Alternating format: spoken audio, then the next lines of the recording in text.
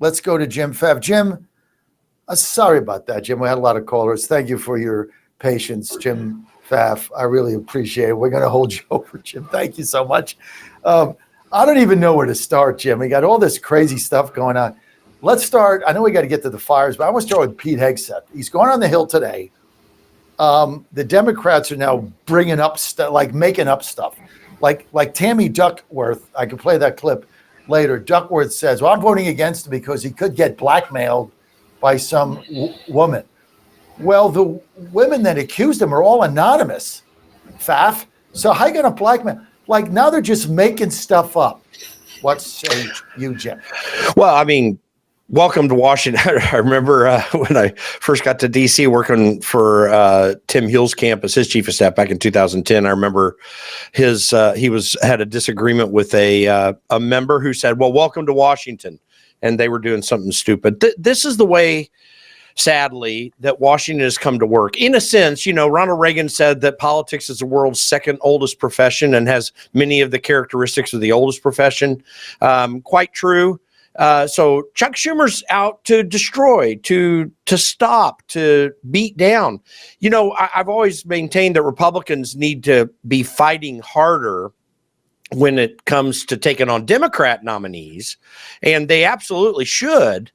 But they always tend to do so based upon the merits and what they see. Democrats are willing to destroy individuals' lives, all the way from Ted Kennedy taking on Robert Bork and kiboshing his nomination to the U.S. Supreme Court back in the 1980s. Ever since then, Democrats have decided that they're on the warpath. They personally destroy people. It's what they want to do. Chuck Schumer was just saying today, we are going to hold the incoming Trump administration accountable. Accountable to what? It's not in yet.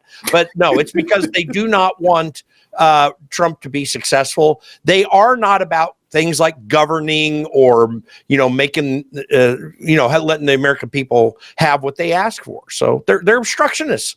They're cantankerous. That's all they know what to do. And they paid a price for it in November. And I think they're going to pay a price moving forward too.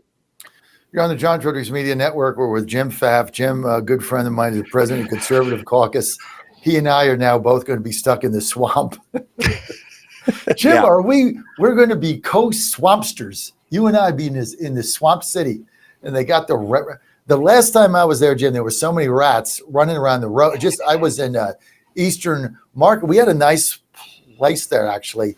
But the streets there were rats all over the place. And they would roam around like squirrel. Like, hey, dude. I mean, it's like, hey, are you bringing the garbage out now? Because I haven't eaten in a couple hours.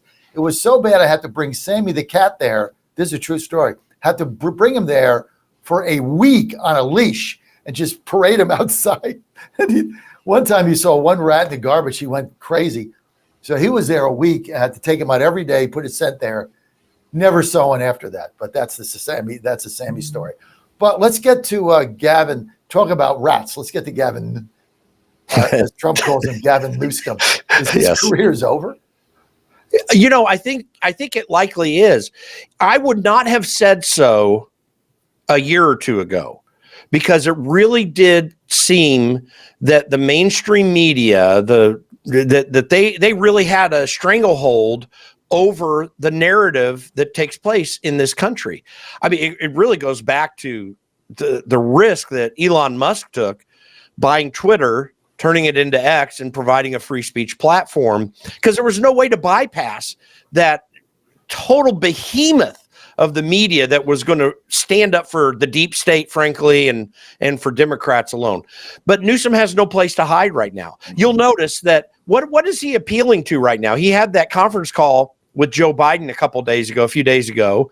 And what was the thing that he brought up with Joe Biden? We need to deal with the misinformation about all of this. No, we don't. The information's coming out. That's what's really happening. So fundamentally, Gavin Newsom and Democrats have destroyed the state of California in a very functional way. I mean, the people are going to do the best they can. They're going to live their lives. They try to do it outside of the government. But the government there, in getting rid of reservoirs, they've been tearing down water reservoirs that were built up and provided an excellent water security for California for decades, almost 100 years. They started tearing all that down.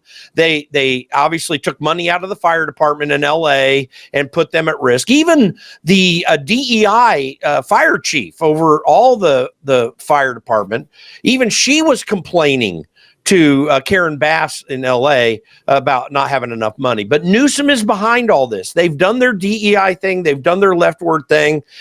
This fire, the fire was going to happen, but the severity of it is what is the fault of government. Government never does anything well. They only destroy things. Mike Johnson, Speaker of the House, said that bailout aid to California, to LA, would be based on conditions. I'm like, from the show me state. I'm not, but it's like that. It's like, I don't believe it. They're going to get a blank check just like they always do. What do you think about that? Listen, I spent many years on Capitol Hill as a chief of staff, ran 2 different offices, and disaster relief is always the worst thing possible. And it's always corrupt. It does have a blank check, and it never gets accounted for in a proper way. It's always misspent. Listen, I grieve for people going through these disasters and what they have to deal with.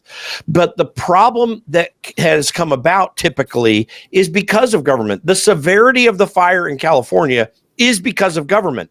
But I'll tell you what was not because of government is the hurricane that went through the Appalachia, through North Carolina and South Carolina and Tennessee and Georgia, that were devastated by something that was not caused by government, and yet government actors wouldn't help the people out there because they weren't of the right political party.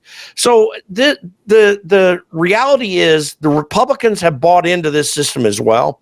I remember Chris Christie screaming and yelling about disaster relief for the hurricane that hit New Jersey so hard. Yeah, then he went and hugged Obama. Jim, stay with us. Can you stay with us a couple of minutes for the break?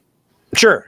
All right, because we were a little late getting you on because I had so many fun callers. But you enjoyed listening to the callers, right, Jim? Always. I know you did. I love West Virginia. By the way, I lived in West Virginia the first 6 years of my life. I'm a mountaineer at heart. Yeah, baby. Go Mountaineers. Hey, stay with us. We got John Eastman coming up. We got Jim Pfaff. We're having a good time. Plus, we got your calls, 888-480-JOHN. We're going to be right back here on the John Fredericks Media Network, live today in the Berg. Tomorrow, Swamp City.